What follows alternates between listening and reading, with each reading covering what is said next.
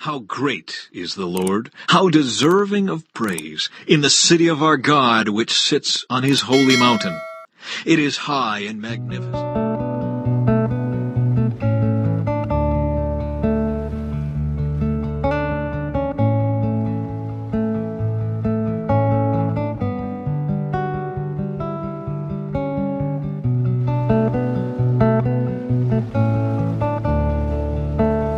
How great is the Lord, how deserving of praise, in the city of our God, which sits on his holy mountain. It is high and magnificent. The whole earth rejoices to see it. Mount Zion, the holy mountain, is the city of the great King. God himself is in Jerusalem's towers, revealing himself as its defender. The kings of the earth joined forces and advanced against the city. But when they saw it, they were stunned, they were terrified and ran away. They were gripped with terror and writhed in pain like a woman in labor. You destroyed them like the mighty ships of Tarshish, shattered by a powerful east wind. We had heard of the city's glory, but now we have seen it ourselves, the city of the Lord of heaven's armies. It is the city of our God. He will make it safe forever. The crowd was listening to everything Jesus said, and because he was nearing Jerusalem, he told them a story to correct the impression that the kingdom of God would begin right away. He said, "A nobleman was called away to a distant empire to be crowned king, and then return. Before he left, he called together 10 of his servants and divided among them 10 pounds of silver, saying, 'Invest this for me while I am gone.' But his people hated him and sent a delegation after him to say, 'We do not want him to be our king.' After he was crowned king, he returned and called in the servants to whom he had given the money. He wanted to find out what their profits were. The first servant reported, 'Master, I invested your money and made 10 times the original amount.' 'Well done,' the king exclaimed. 'You are a good servant. You have been faithful with the little I entrusted to you, so you will be governor of 10 cities as your reward.' The next servant reported, 'Master, I invested your money and made 5 times the original amount.' 'Well done,' the king said. 'You will be governor over 5 cities.'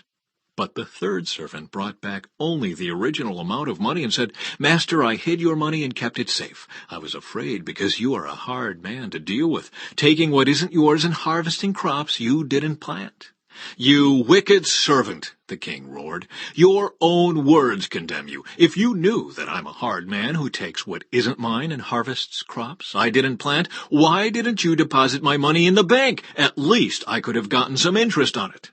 Then, turning to the others standing nearby, the king ordered, 'Take the money from this servant and give it to the one who has 10 pounds. 'But master,' they said, 'he already has 10 pounds. 'Yes,' the king replied, 'and to those who use well what they are given, even more will be given. But from those who do nothing, even what little they have will be taken away. And as for these enemies of mine who didn't want me to be their king, bring them in and execute them right here in front of me.'" Jesus' triumphant entry. After telling this story, Jesus went on toward Jerusalem, walking ahead of his disciples. As he came to the towns of Bethphage and Bethany on the Mount of Olives, he sent 2 disciples ahead. "Go into that village over there," he told them. "As you enter it, you will see a young donkey tied there that no one has ever ridden.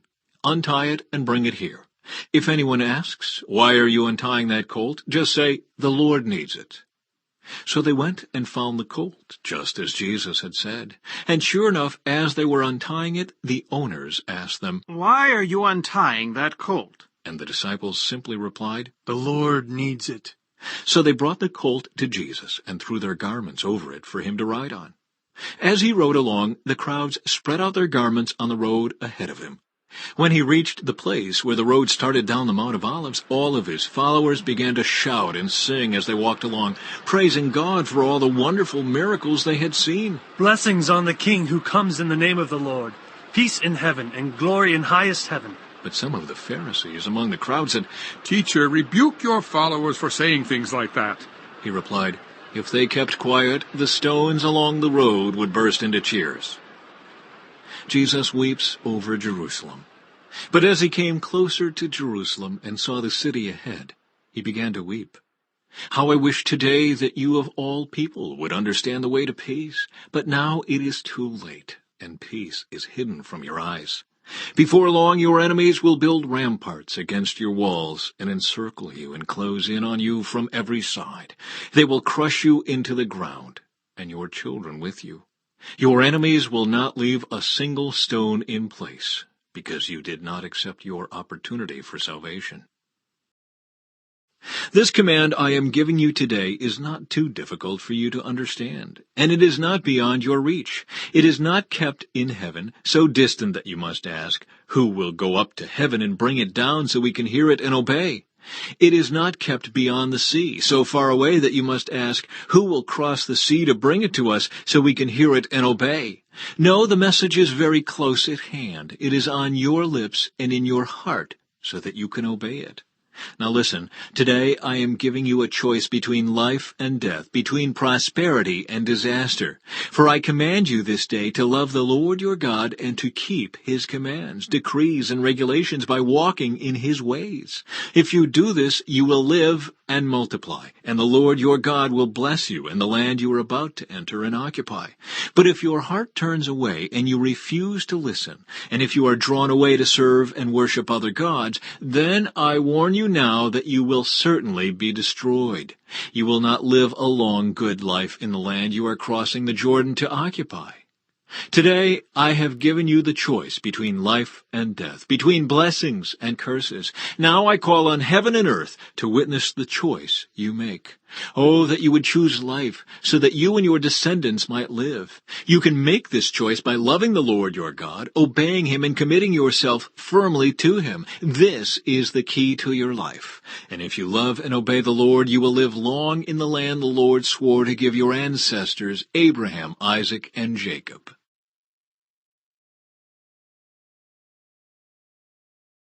When Moses had finished giving these instructions to all the people of Israel, he said, I am now 120 years old, and I am no longer able to lead you. The Lord has told me, you will not cross the Jordan River. But the Lord your God himself will cross over ahead of you. He will destroy the nations living there, and you will take possession of their land. Joshua will lead you across the river, just as the Lord promised. The Lord will destroy the nations living in the land, just as he destroyed Sihon and Og, the kings of the Amorites. The Lord will hand over to you the people who live there, and you must deal with them as I have commanded you. So be strong and courageous. Do not be afraid, and do not panic before them. For the Lord your God will personally go ahead of you. He will neither fail you nor abandon you. Then Moses called for Joshua, and as all Israel watched, he said to him, Be strong and courageous, for you will lead these people into the land that the Lord swore to their ancestors he would give them. You are the one who will divide it among them as their grants of land. Do not be afraid or discouraged, for the Lord will personally go ahead of you.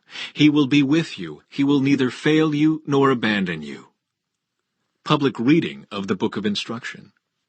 So Moses wrote this entire body of instruction in a book and gave it to the priests, who carried the ark of the Lord's covenant, and to the elders of Israel. Then Moses gave them this command. At the end of every 7th year, the year of release, during the festival of shelters, you must read this book of instruction to all the people of Israel when they assemble before the Lord your God at the place he chooses. Call them all together, men, women, children, and the foreigners living in your towns, so they may hear this book of instruction and learn to fear the Lord your God and carefully obey all the terms of these instructions. Do this so that your children who have not known these instructions will hear them and will learn to fear the Lord your God. Do this as long as you live in the land you are crossing the Jordan to occupy. Israel's disobedience predicted. Then the Lord said to Moses, The time has come for you to die. Call Joshua and present yourselves at the tabernacle, so that I may commission him there. So Moses and Joshua went and presented themselves at the tabernacle, and the Lord appeared to them in a pillar of cloud that stood at the entrance to the sacred tent. The Lord said to Moses, You are about to die and join your ancestors. After you are gone, these people will begin to worship foreign gods, the gods of the land where they are going. They will abandon me and break my covenant that I have made with them. Then my anger will blaze forth against them. I will abandon them, hiding my face from them, and they will be devoured. Terrible trouble will come down on them, and on that day they will say, 'These disasters have come down on us because God is no longer among us.' At that time I will hide my face from them on account of all the evil they commit by worshiping other gods. So write down the words of this song and teach it to the people of Israel. Help them learn it, so it may serve as a witness for me against them. For I will bring them into the land I swore to give their ancestors, a land flowing with milk and honey. There they will become prosperous, eat all the food they want, and become fat. But they will begin to worship other gods. They will despise me and break my covenant. And when great disasters come down on them, this song will stand as evidence against them, for it will never be forgotten by their descendants. I know the intentions of these people, even now before they have entered the land I swore to give them." So that very day Moses wrote down the words of the song and taught it to the Israelites. Then the Lord commissioned Joshua, son of Nun, with these words, "Be strong and courageous, for you must bring the people of Israel into the land I swore to give them. I will be with you." When Moses had finished writing this entire body of instruction in a book, he gave this command to the Levites, who carried the ark of the Lord's covenant. "Take this book of instruction and place it beside the ark of the covenant of the Lord your God, so it may remain there as a witness against the people of Israel. For I know how rebellious and stubborn you are. Even now, while I am still alive and am here with you, you have rebelled against the Lord. How much more rebellious will you be after my death? Now summon all the elders and officials of your tribes, so that I can speak to them directly and call heaven and earth to witness against them. I know that after my death you will become utterly corrupt and will turn from the way I have commanded you to follow. In the days to come, disaster will come down on you, for you will do what is evil in the Lord's sight, making him very angry with your actions."